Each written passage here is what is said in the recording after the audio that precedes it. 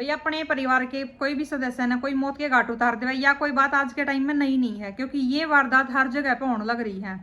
लेकिन एक महीने के अंदर घर के दो दो सदस्यों की मौत हो जाना और बाद में जो खुलासा हुआ उसको सुन के जो है उनके घर के जो है रोंगटे खड़े हो जाना, पाए तले की जमीन निकल जाना। कितने एजुकेटेड होने के बावजूद भी कोई बंदा ऐसी रंजिश कैसे पाल सकता अपने अंदर जिसमें उसको किसी चीज की भी कमी ना हो। लेकिन जो ससुर हैं उनकी सूझबूझ के कारण वो अपनी बहू की जान तो बचा लेते हैं, लेकिन अपने बेटे की और अपनी पोती की जान वो नहीं बचा पाते। जब उनके उनके सामने सच्चाई आवे ना कि भैया ऐसा कैसे होया, किसने यो करा, और जिसने भी करा जब उनको ये पता चलता है तो उनकी मतलब जो बची कुची उनकी जो अंदर की हिम्मत थी ना वो भी टूट जावा है कि अब मैं करूं तो करूं क्या। भाई आज मैं जो आप लोगों के बीच में एक ये छोटी सी दुख भरी स्टोरी जो लेके आई हूं ना, ये है गुजरात से। गुजरात के एक छोटे से गांव के अंदर एक परिवार रहता था जिसमें था नरेंद्र भाई पटेल, उनकी पत्नी थी मधुबेन पटेल और उनके बेटे थे जिगर पटेल, उनकी बेटी थी जो कि है किन्नरी पटेल। और उन्होंने अपने बेटे की शादी कर रखी थी, तो बहू भी घर में आई हुई थी, बहू का नाम था भूमि पटेल। और शादी के कुछ टाइम बाद उनको जो है बेटी हो जाओ है, तो बेटी का नाम रखा जाए माई पटेल। भी बहुत ही एजुकेटेड परिवार था। परिवार के अंदर कुछ भी ऐसा तनाव का माहौल नहीं था कि भाई वहां पे कुछ कोई ऐसा आइडिया लगा ले कि इनके परिवार के साथ जो कुछ भी होया तो परिवार के सदस्यों ने किया होगा। तो बहुत अच्छा सब कुछ उनके घर में चल रहा था। जो जिगर पटेल थे वो अपने पापा के बिजनेस में जो हाथ बटाया करते थे भाई, क्योंकि गुजराती जो लोग हो इनका भी बिजनेस तो होता ही है, छोटा मोटा सबका बिजनेस पाओगा, लेकिन इनका बिजनेस बहुत अच्छा खासा चल रहा था, जो कि था आयरन और स्टील का बिजनेस था इनका, जो बहुत अच्छा खासा इनका बिजनेस चल रहा था। तो शादी के बाद जो है जिगर अपने पापा के बिजनेस में हाथ बटाया करते थे। जो बहू थी भूमि पटेल वो भी डॉक्टर थी एक। तो शादी के बाद उसने अपनी मर्जी से जो है अपना घर चुना था, अपनी गृहस्थी चुनी थी। तो वो उस टाइम पे ड्यूटी नहीं करा करती, वो अपने घर पर रख दी, अपने सास ससुर की सेवा करना, अपने पति की सेवा करना, अपनी बच्ची की देखभाल करना। लेकिन जो उनकी ननद थी किन्नरी वो डेंटिस्ट थी, वो अपनी ड्यूटी ज्वाइन कर रही थी, उसका डेली का अपना अप डाउन रहता था, वो अपनी ड्यूटी पे जाती थी, अपने घर पे रात का मतलब अपनी फैमिली के साथ टाइम स्पेंड करना, ये सब चल रहा था। परिवार में सब कुछ बहुत अच्छा चल रहा था। अचानक से जो है जिगर की तबीयत खराब होने लग जावा है।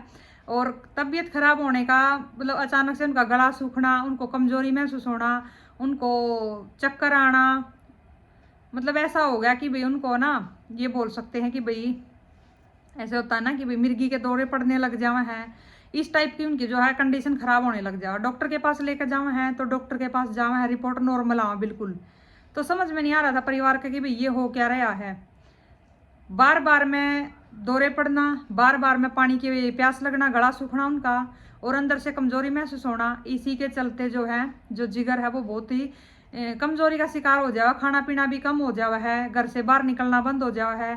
जो पापा के बिजनेस में हाथ बटाया करते थे वो भी छोड़ देवा, घर पर रहने लग जाए, क्योंकि उनकी कंडीशन बहुत ज़्यादा खराब होने लग जाए।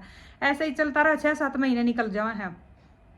एक दिन उनकी ज़्यादा तबीयत खराब होने के कारण वो अपनी पत्नी से बोला है कि मेरे को पानी की बोतल ला कर दे।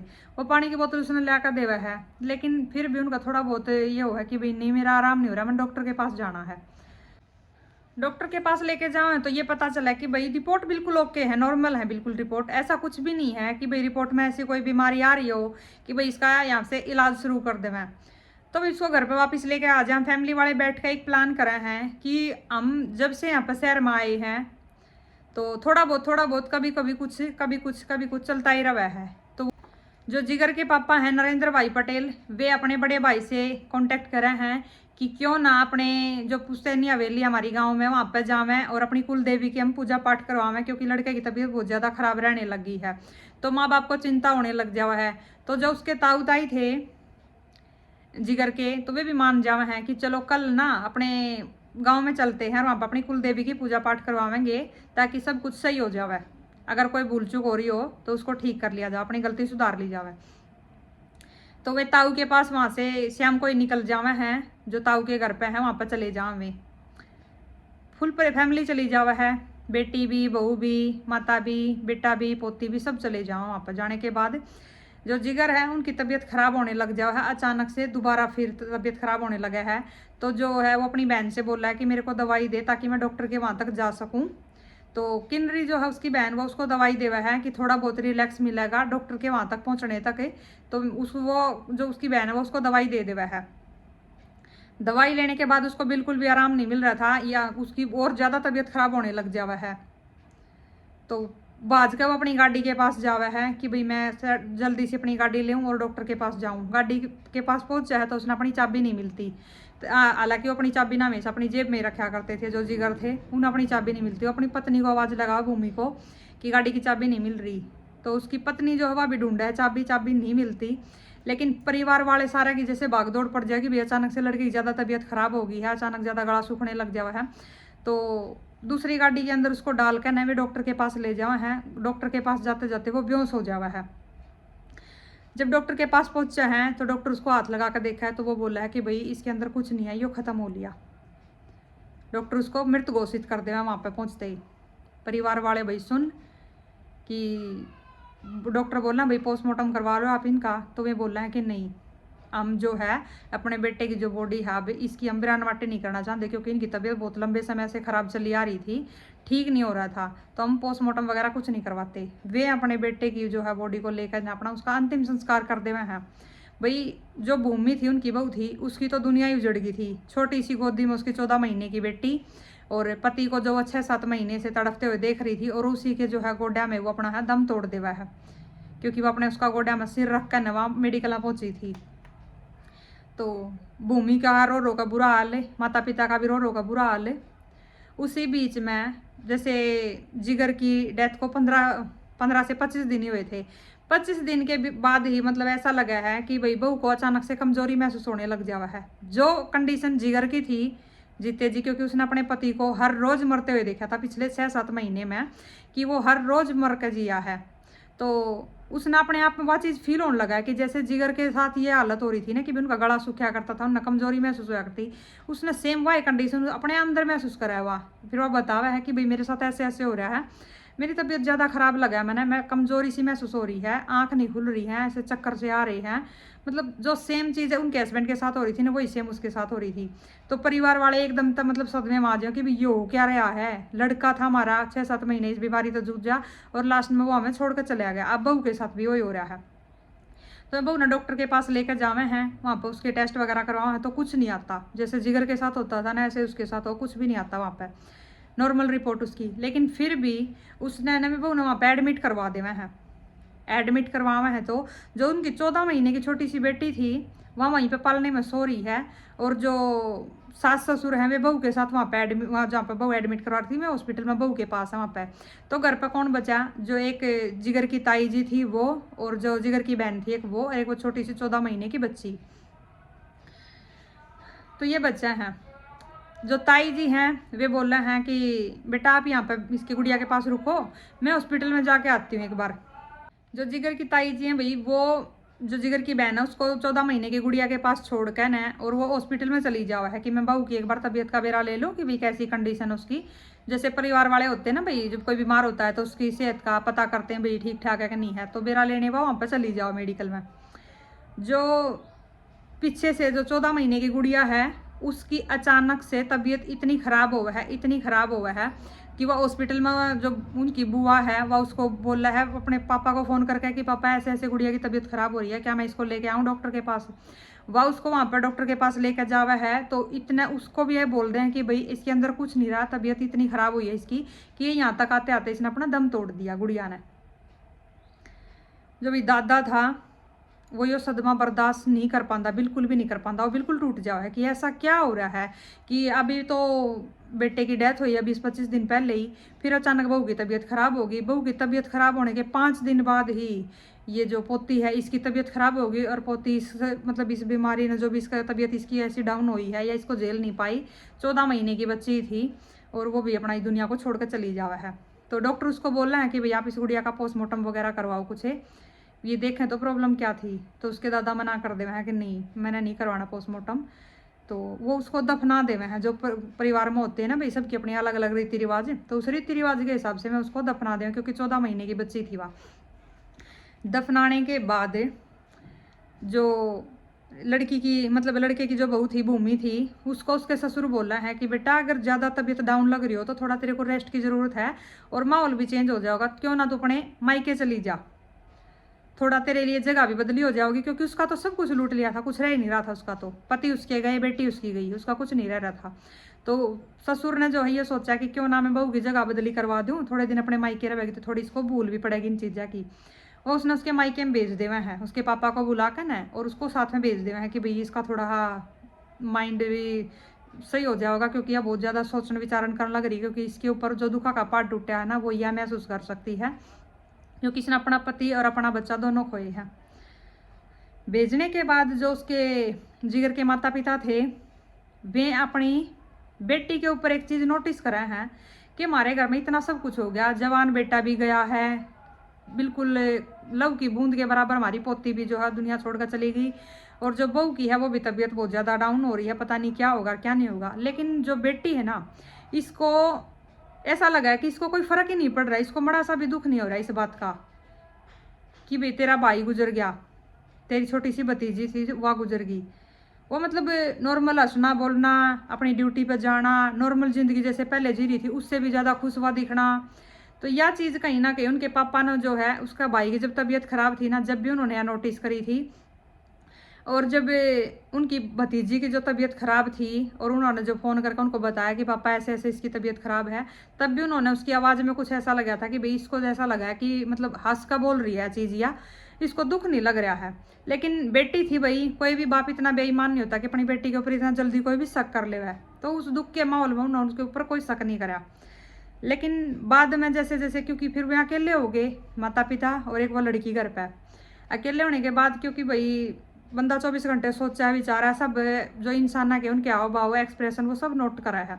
उन्होंने अपनी बेटी के जो है हाव भाव वे नोटिस करे, और एक दिन पापा ने जो है हिम्मत सी करके ना अपनी बेटी से यह बात पूछ ली कि क्या बात है, मतलब तुम्हारा जवान भाई और छोटी सी तुम्हारी भतीजी वे गुजर गए, 1 महीने के अंदर हमारे घर में 2 डेथ होगी, और ऊपर से तुम्हारी भाभी की तबीयत भी बहुत ज़्यादा ख़राब है, और तुम्हें देख के ऐसा नहीं लगता बिल्कुल भी बेटा कि तुम्हारी अंदर बड़ा सा भी होगा कि दुख दर्द कुछ है, हमने महसूस हुआ है या चीज़ भी, तारा भाई गया ही दुनिया में हमने छोड़ कर ना। तो जो बेटी ने अपने पापा के सामने आँखें में आँख मिलाकर जो उसने जवाब दिया अपने पापा तय, वो सुनने के बाद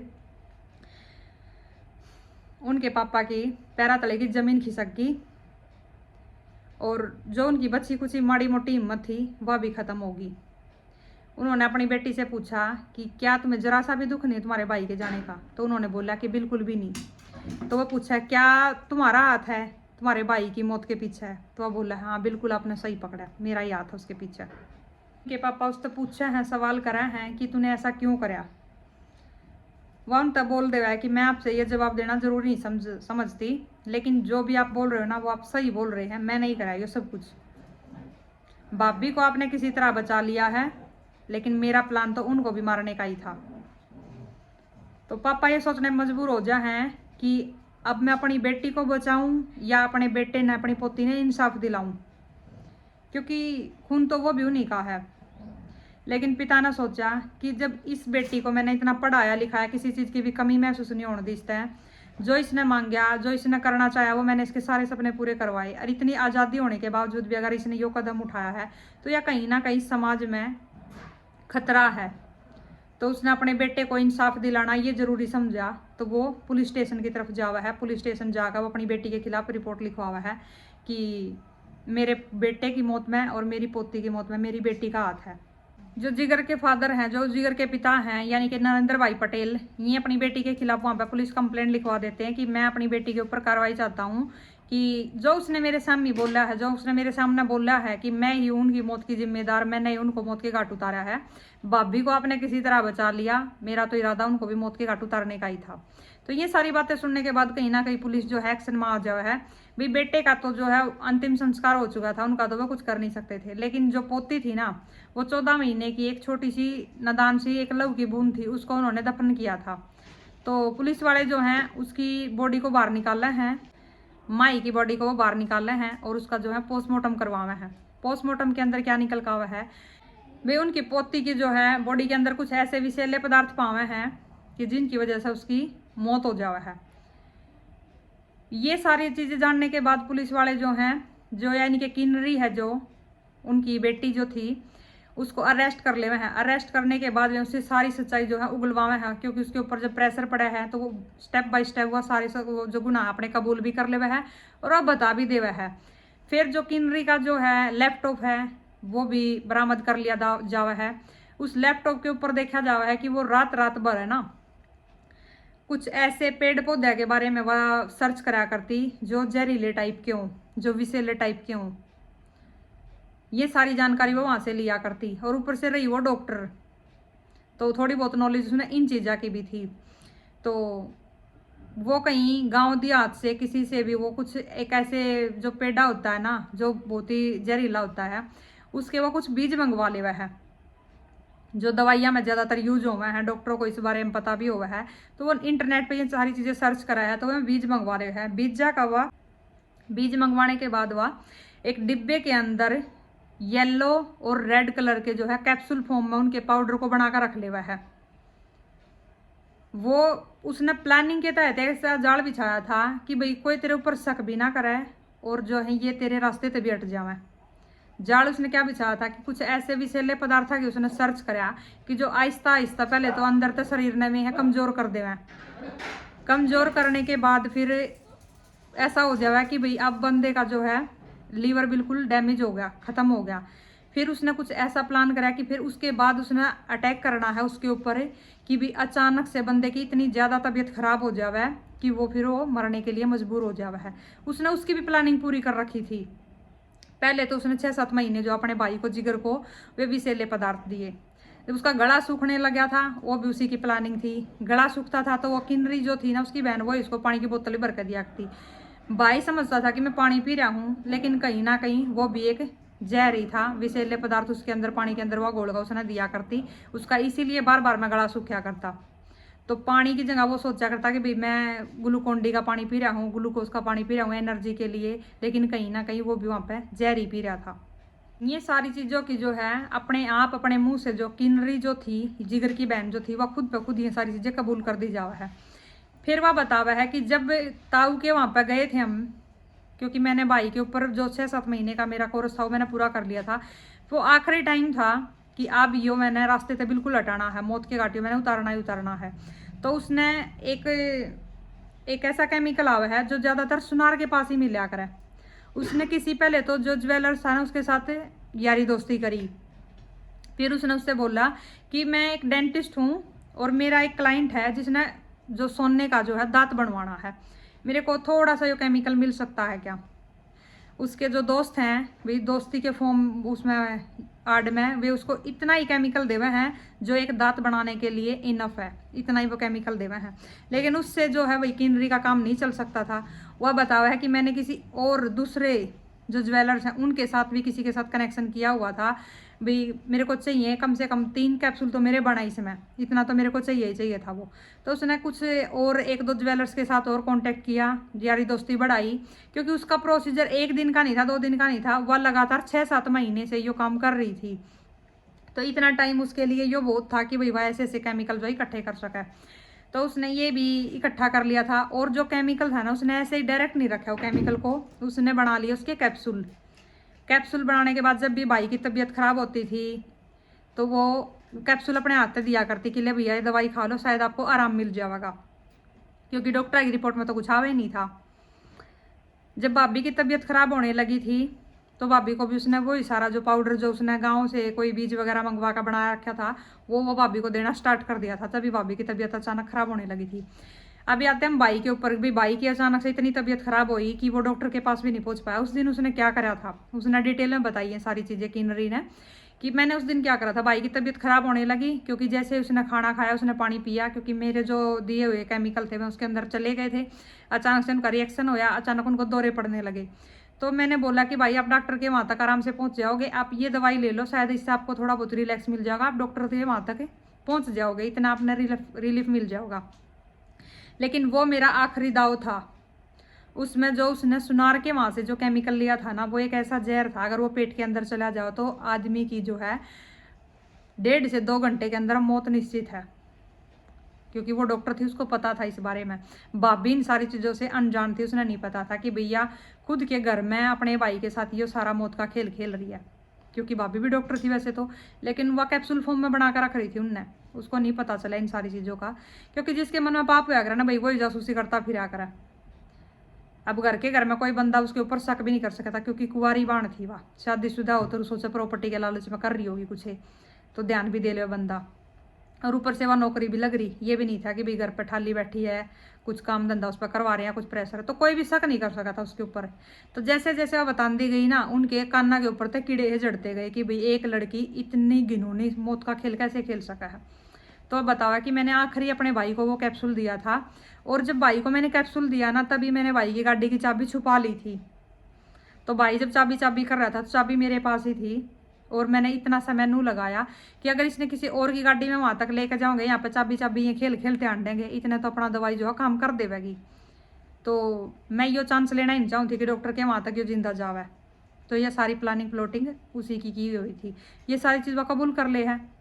फिर बारी आवा है कि भाभी के साथ क्या किया। भाभी के साथ वो कब है कि भाई टाइम हो गया था, 20-25 दिन भाई ने गुजरे न, तो मैंने सोचा कि भाई भाई तो हट गए रास्ते थे, अब यह भी हटानी है। तो मैंने अपना जो केमिकल था वो मैंने देना स्टार्ट कराया, लेकिन भाभी कहीं ना कहीं डॉक्टर थी वह इस चीज़ ने परख गई कि ये तो सेम वही कंडीशन मेरे साथ होने लगी जो उसके साथ हुई थी। तो वहाँ पर कहीं ना कहीं जो उनके पापा थे वो भी सावधान हो गए कि भाई अब तो बेटा खोया था, अब कहीं बहू का नंबर ना आ जाए। तो भाई पापा ने भाभी को एडमिट करवा दिया।